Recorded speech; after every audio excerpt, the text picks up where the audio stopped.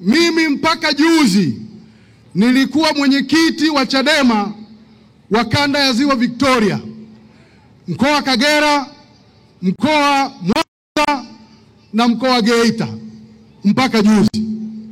Mheshimiwa Mwenyekiti, nilichojifunza hapa duniani ni kwamba unapokuwa kiongozi, wajibu mkubwa wa kiongozi ni kutoa matumaini kwa watu anaowaongoza. Na Mheshimiwa Mwenyekiti, kwa mambo yaliyosemwa hapa, nimemsikia Dr. Bashiru anasema, nimemsikiliza mwenyekiti wa mkoa anasema, haya ni matumaini kwa watu wa Kagera na Watanzania unaowaongoza kwamba kesho yao itakuwa bora kuliko leo. Mheshimiwa Mwenyekiti, hayo matumaini haujaanza kutoa leo. Mara tu ulipoingia madarakani kama rais wa nchi yetu, sisi tulipokuwa Chadema enzi hizo, ulituita mezani kuja tuzungumze.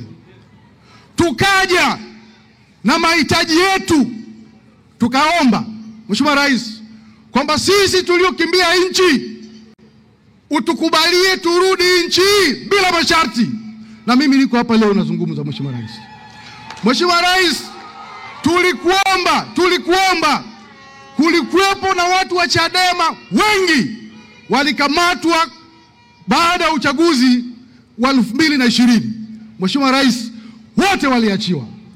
Mheshimiwa Mwenyekiti, tulikuomba mikutano ya hadhara ifunguliwe. Mheshimiwa Rais, uliruhusu mikutano ya hadhara ikafunguliwa, bahati mbaya tukaanza kukutukana huku umeturuhusu tufanye mikutano. Peoples.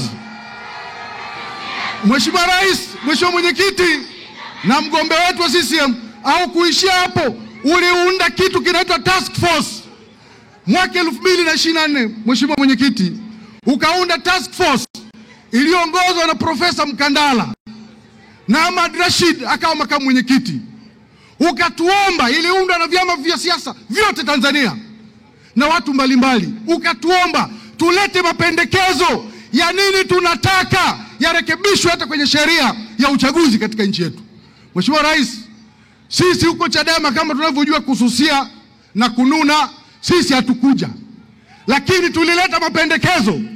Hayo mapendekezo tulioleta, moja ya mapendekezo tulioleta Mheshimiwa Rais, tulikuwa tunaomba marekebisho kwenye ibara ya 7(1) ya sheria ya uchaguzi.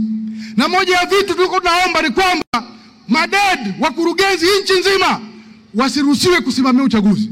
Mheshimiwa Rais, mabadiliko yalifanyika kwenye sheria, na leo asubuhi nakuja hapa nimeongea na moja ya watu wanaosimamia uchaguzi, wale waangalizi wa uchaguzi. Ameniambia ameenda nchi nzima, hayupo mkurugenzi hata moja wa halmashauri yoyote nchi hii anayesimamia uchaguzi leo. Na hiyo ndio kwa nataka tukiwa huko. Mheshimiwa Rais, tuliomba tukiwa huko, yalikuwa ni mapendekezo tumepeleka kwenye ile task force kwamba hakuna mtu kupita bila kupingwa. Sheria ilibadilishwa. Leo hata kama kuna mtu anamgombea lazima apigiwe kura ndio na nini na hapana.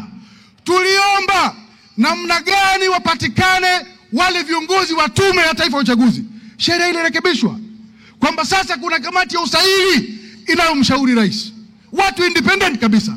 Lakini pamoja na haya, ndio nataka Watanzania mjue ukweli huu, pamoja na haya sisi tulikataa kushiriki uchaguzi kwa hiari yetu, kwa uoga wetu, kwa kuogopa ushindani, tukaweka mpira kwa pani, tukakimbia. CCM hoye! Mheshimiwa Mwenyekiti, naomba niseme Biblia inavyosema. Mheshimiwa Mwenyekiti, CCM hoye! Mheshimiwa Mwenyekiti, ukisoma Biblia, Mungu hafanyi kazi na watu waoga wanaoogopa ushindani.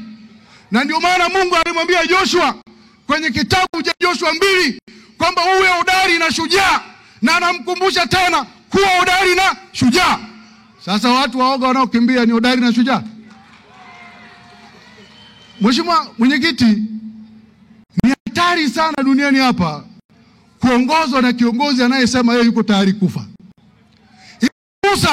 Musa angekufa katikati ya bahari ile ya Shamu, wale wana Israeli wote wangesombwa na maji. Sasa kiongozi, sasa huko nilikotoka, kiongozi anasimama na kuambia mimi niko tayari kufa. Kiongozi ambaye yuko tayari kufa ni aliyekata tamaa, kwa sababu hakuna tumaini kwenye kifo.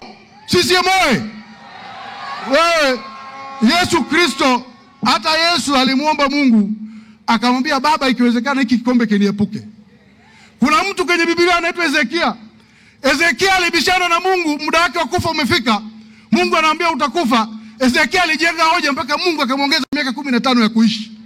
Sasa wewe unaongozwa na kiongozi ambaye anakuambia yeye yuko tayari kufa. Huo ni wenda peoples. Huo ni wenda wazimu. Sasa CCM oyee!